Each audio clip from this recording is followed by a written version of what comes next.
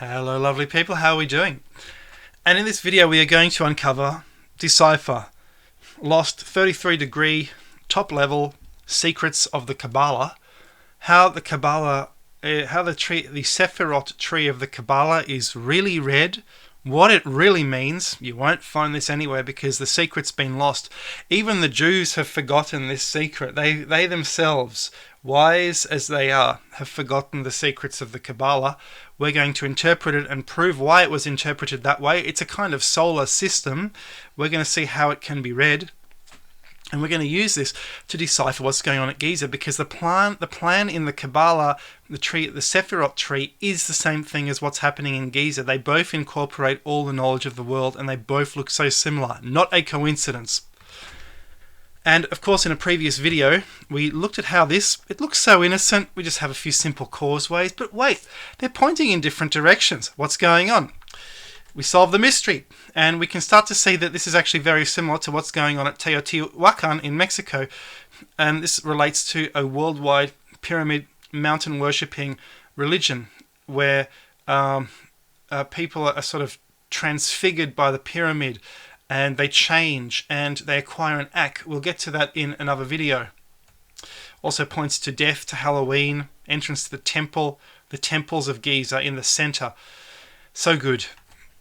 We looked at the Alchemy of Giza, why these are three intellectual principles. What they've done here is they've taken a substance and they've separated into three intellectual principles.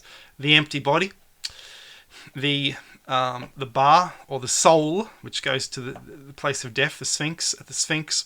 And also we have the ka, the fire, the energy. Fascinating. And we examined how this is actually alchemy, and how alchemy is a descendant of the Stone Age worldwide pyramid religion. So exciting. There's the Khufu, Ka, the sun, the fire, the bar, the Kafre, the moon, and they even look like pyramids, pointy, the triangle, points. You see, the alchemy religion, this is from 1624, is the Giza religion, essentially, from ancient times surviving in Europe. And now we're going to talk about the Kabbalah. And the Kabbalah is the whole Kabbalah is basically, you know Hebrew and you start to read secret codes into the Bible and you understand it differently. And that's what they say it is. But look, it's a lot more than that. And the Jews themselves have forgotten. The Jewish people have forgotten what Kabbalah is. But we're going to rediscover this ancient 4,000-year-old knowledge and show why the Kabbalah tree looks like this. I know exactly why it looks like this. It's due to the way the solar system is laid out. This is the solar system represented in two different ways in the one representation, which is just genius how they did it. And we'll see this also relates to what's happening at Giza. We have the three central pyramids. Here's the Sphinx, the three central pyramids, and then the three pyramids on each side. So we have three subsidiary pyramids. So there's three pyramids there, there's three pyramids there, and then there's three central pyramids, and then the Sphinx down there, and there's the stem. And this is just the Kabbalah Sefirot plan. This is called the Sefirot. So here is what it looks like. As you see, these are round like planets, and people don't know that this is a solar system. No one knows this, but that is exactly what it is. You have the 9 planets plus 1. It's really interesting. Let's get into it. Now, here is something I found online. It's not my slide, but I found it, and this is a translation of what the Kabbalah supposedly is. And what they think the Kabbalah is it's the 10 emanations of God, which are continually being manifested in the universe, which help to sustain the universe. So we have the crown. Up here above the crown we have God. And people have related this to the chakra system, and they've placed a human body behind it. That's possibility. So we have wisdom, kindness, eternity, splendor, judgment, understanding, and kingdom. In other words, to summarize, Buddhism, which is based on empathy and understanding. So this is the Western version. This ancient religion must have been over across Eurasia. Now, if we look up what Sefirot actually is, I'm going to read this to you. And here, let's do an experiment. I'm going to read this to you, and at the end of it, you tell me what it means, okay? And we're going to see that there's some deception going on. So I'm going to read this now, and we're going to examine the deception. And we're going to see that not all the information was told to the lower initiates. And this is only lower initiate information. We're going to get to the higher knowledge in this video. So, the Sefirot, also called the Zephirot, the Sephirah, Ra, see, Ra, Egyptian, are the 10 emanations and attributes of God with which he continually sustains the existence of the universe. The Zohar and other Kabbalistic texts elaborate on the emergence of the Sefirot from a state of concealed potential in the Ein Sof until their manifestation in a mundane world. In particular, Moses ben Jacob Cordovero, this is Cordova, this is in Spain, a centre of astronomy astrology, known as the, and that's a clue, known as the Ramak, describes how God emanated the myriad details of finite reality out of the absolute unity of divine light via the 10 Sefirot, or vessels. Comparison to Ramak's counting with Luria's describes the dual, rational and unconscious aspects of Kabbalah. Two metaphors are used to describe the Sefirot. Now I'll just pause here. Are you getting anything out of this? I'll ask that again at the end. The theocentric manifestation of the trees of life and knowledge, their anthropocentric correspondence in man, exemplified as Adam Kadmon. That's basically a version of Vitruvian man.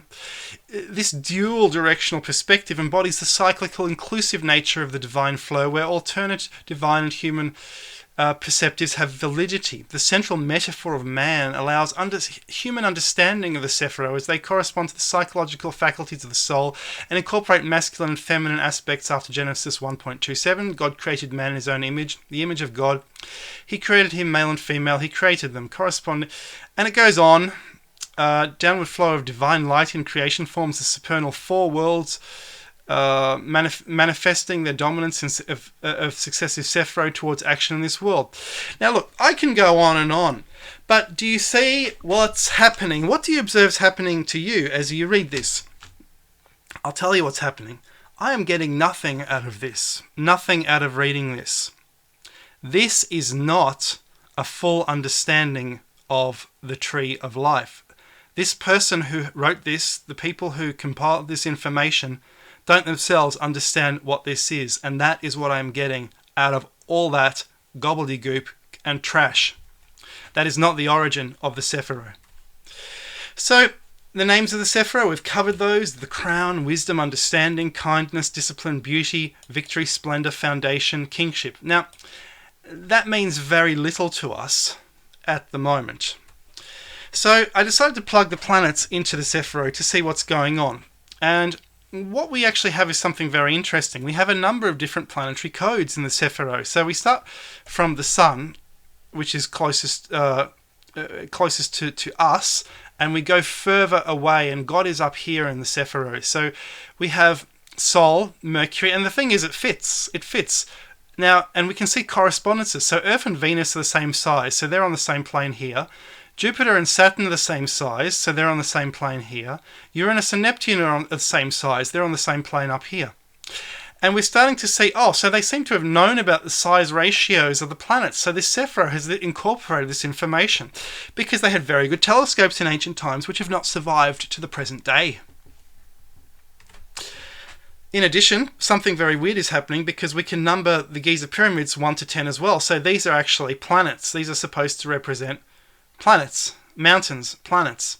Now there are many other, there are 10 pyramids basically if we count the Kenkoa's pyramid, which is there, or we count that pyramid also as the Sphinx instead, and we forget about Kenkoa's and we just count the Sphinx. So why does this look so much like the Sefirot? Why are there 3 in the middle and you can draw lines through them and there's 3 flanking on the outside on each side? Why that? What's going on? So we continue, and what I decided to do is, instead of that heliocentric model, I thought, well, why not the geocentric model of Ptolemy? And in the geocentric model, we only have Earth, Moon, Mercury, Venus, Sun, Jupiter, Mars, Saturn, fixed stars, and prime and mobile, and that exact number fits into the Sefirot. And you look up this in the article on the Sefirot, you don't find a thing. What you find is, what I'm going to do, this is an article on just the Sefirot itself, and I look up planet, right? And there is only one of one planet. It says each double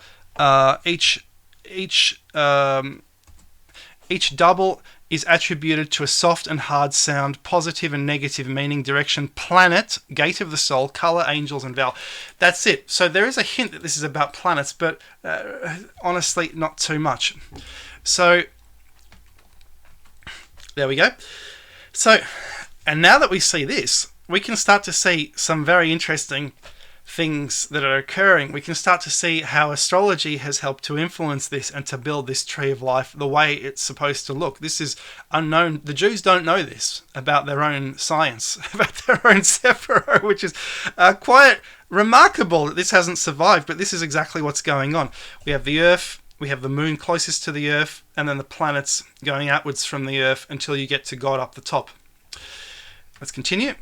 So this is actually geocentric and heliocentric at the same time, and it incorporates both theories in the one Sepharose. So what you have is the sun in the center, but you also have the heliocentric system. So this is a really good representation. And now we start to see astrology, because we start to see the 60-degree trines. So 60, 120, 180 degrees. And these are beneficial. These are good when you're at 60 degrees. But we also have the capacity for 90-degree trines here. And those are bad, or we could use those as 90-degree squares. So when planets are at 90 degrees, it's bad. When they're at 60 degrees in astrology, it's good. Good for the planet, good for the Earth. And these people seem to have been aware that you can have a sun in the middle. It's in the middle of the whole system, and the planets around it. And so what we can now do is we can actually layer the planets, give them different values, and we can see how they're aligned in relation to the sun. So this incorporates all the knowledge of astrology in the Sefirot. And the people who study the Kabbalah, they're literally only interested in the words and the numerology and the language. They know nothing of this. But if you try to put yourself into the perspective of the people who designed the Sefirot, they were astronomers. They were astrologers. This was their world. And the people who, I don't know, has the human race degenerated? Have we just become, why have we become so specific in our fields and not seeing the whole big picture? I just don't know what's happened to humanity since the Stone Ages. It's gone downhill. And people are only seeing one thing and not the whole thing. It's like with particle physics in the previous video. They see one thing and not the whole thing. Very bad. And so it incorporates square and trine astrological possibilities. Another thing that you can really do, if you know astrology, you'll see this is absolutely astrology, because you will know that, say, Venus and Jupiter together in alignments are always a good thing, whereas Mercury and Mars in alignments are a bad thing. So we have the good and the bad incorporate. We also have the capacity to show alignments with other planets in the background by having extra lines going towards them in alignment with, say, these two planets in a square with the sun, or these two planets would be in this planet in a trine with the sun. We can draw lines in here to show exactly everything in the solar system being aligned in a certain way. This is astrology, and I think anyone who knows astrology would agree with me about this. And in addition, another thing I've noticed is there's a Eurasian concept of 7 heavens, and I noticed you go 1, 2, 3, 4, 5, 6, 7. It's perfect for the Kabbalah, and the Kabbalists, they don't know this either, because they're not interested. They're not too interested in world mythology. They're just looking at this one thing. They're again not looking at the bigger picture, black and white thinking. And these are the 7 levels. So the concepts, the idea, I'm in the 7th heaven, it comes from these 7 heavens.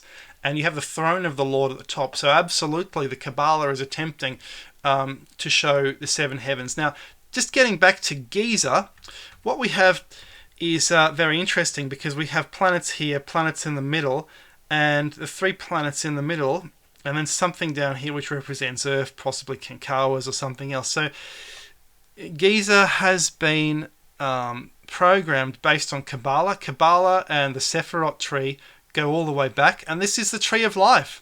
This is the tree of Eden. This is the flowing water. Is this once the location of Eden, surrounded by the waters of creation? The flood went right up to this plateau, surrounded by water. It's the tree of life. It's the tree of Eden. It's the planets of the solar system. We know people such as Ptolemy, they did their calculations all their life to show that the pyramid represents the Earth. We know ancient legends that the pyramid represents the Earth. And now we're seeing how the Sefirot tree shows us that these actually correspond to planets. I don't know the layout of the numbers, which planet, which pyramid is which planet, because as you see, they're skewed differently in a mathematical way away from what is shown at the Sefirot, but in the same kind of order. Damn, this is so interesting, don't you think? And we're just touching it. We're just touching the cusp of one of the things that is incorporated in the Sefirot tree, the planetary, geocentric, and heliocentric systems. Hope you've enjoyed this video. It's been a blast. We're just pumping them out. This is taking over my life. I cannot do anything else.